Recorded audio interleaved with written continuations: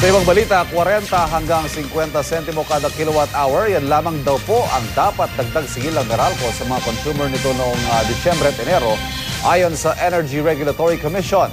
Pero kung ang bayan muna ang tatanungin, dapat wala raw anumang dagdag singil sa kuryente. Narito ang report ni Haji Rieta.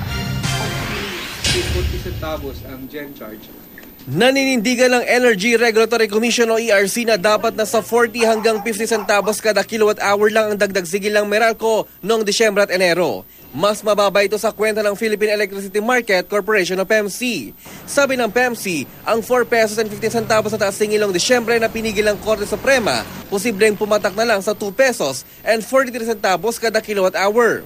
Maaring lampas 3 pesos naman ang dating 5 pesos and 33 centavos ang nabiting taas singil noong Enero. Alangan naman na mas paniniwalaan ko yung PEMC, nandito yung staff namin na ito yung kanyang binigay at ito rin ang pinagbasihan ng ERC noong nagde-deliberate siya.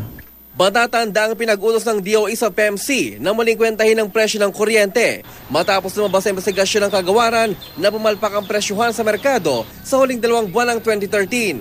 Pero Meralco pa rin daw maglalabas ng pinal na rekomendasyon ng taas singil dahil hindi lahat ng kuryenteng pinamahagi nito ay bili sa Wholesale Electricity Spot Market o SM. It will depend on Meralco because they have their own methodologies. We need to consider na meron silang IPPs, and they have also the alternative fuel when it comes to the natural gas plant. Ayon sa Meralco, hindi pa nito natatanggap ang bago presyo ang pinenta ng PEMC. Transparent naman po itong magiging proseso.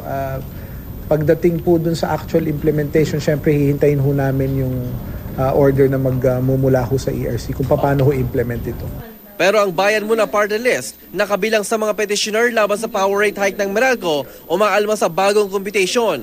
Kung tutusin, wala raw dapat dagdag singil dahil nagkaroon ng price fixing o sabuatan umano ang Meralco at mga power producer para kontrolin ang presyo ng kuryente. Ang aligasyong ito, una nang itinanggi ng Meralco at ng mga power producer. Para sa unang balita, Haji Rieta, reporting.